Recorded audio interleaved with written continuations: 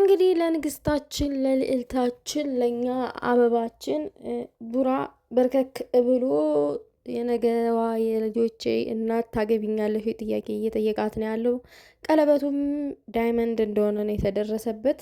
ነገር ግን ቅማምዬ ያው ቀለበት ጣት ነው የሚያስረው፣ ዋናው ልብ ለልብ መገናኘት ነው ብላ ነበር። ሰላም ጤና ይስጥልኝ ውዶቼ፣ ሰላማችሁ ብዝት ትርፍርፍ ይበልልኝ በያላችሁበት ቦታ።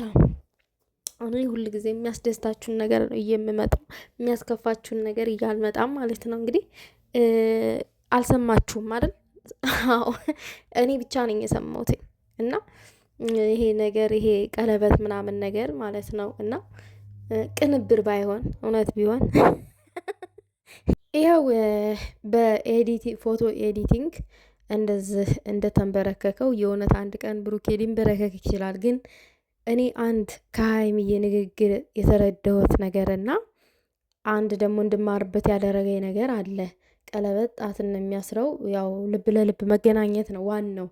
አዎ ነገር ግን ደግሞ ውዶቼ እኔ ግን አላምንም። እኔ በራሴ አንድ ሰው ቃል ብቻ ስለገባልኝ የግሌን ነው የምነግራችሁ።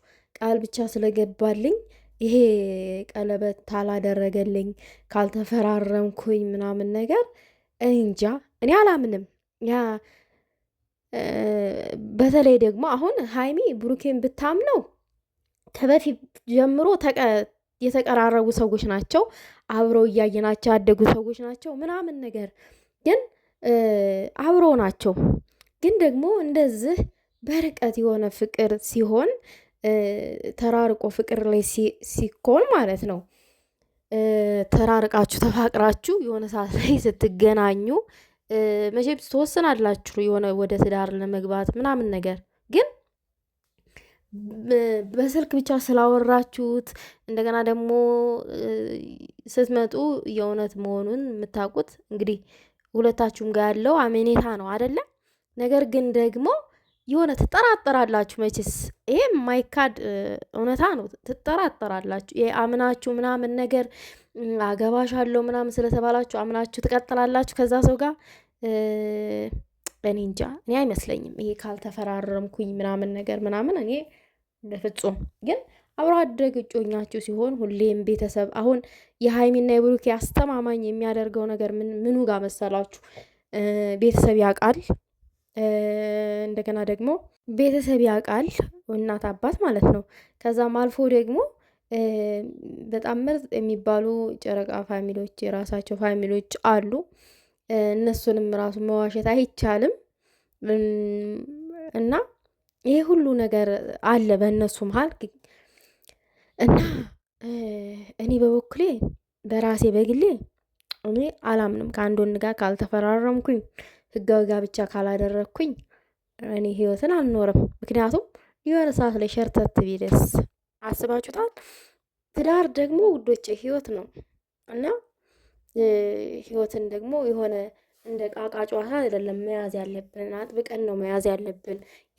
ያላጠናችሁት ፍቅር ሲሆን እንደገና ደግሞ በጎረቤታችሁ ካልሆነ ቤተሰብ በደንብ የማያውቀው ነገር ካልሆነ ምናምን ነገር ይሄ እወድሻለሁ እወድሃለሁ ምናምን ስለተባላችሁ እወድሻለሁ ገና አፈቅርሻለሁ ስለተባላችሁ አብራችሁ የመኖሩ አሜኔታ ይኖራችኋል ብዬ አላስብም።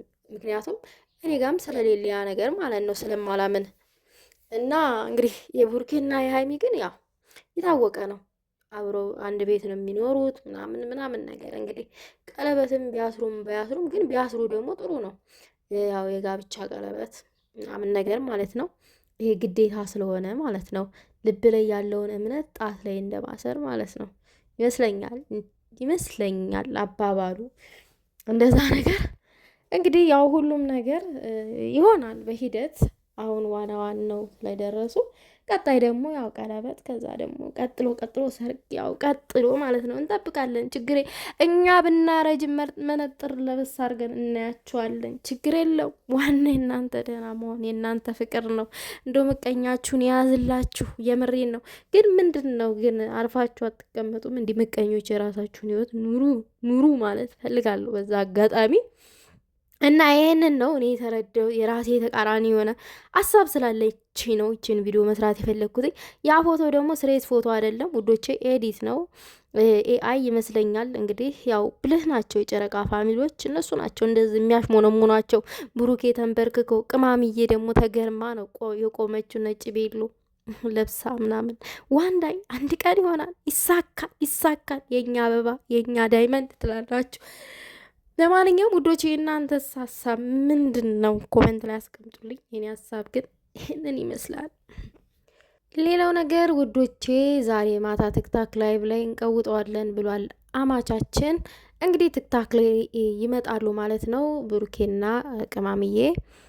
እንግዲህ ለመቀወጥ ተዘጋጁ። እኛም ኔትወርክ ካለን አብረን የምንቀዋውጠው ይሆናል፣ አብረን የምንቀዋውጠው ይሆናል ትላላችሁ። ይቀወጣል። ምናልባት ቶብ ላይም ላይመጡ ይችላሉ።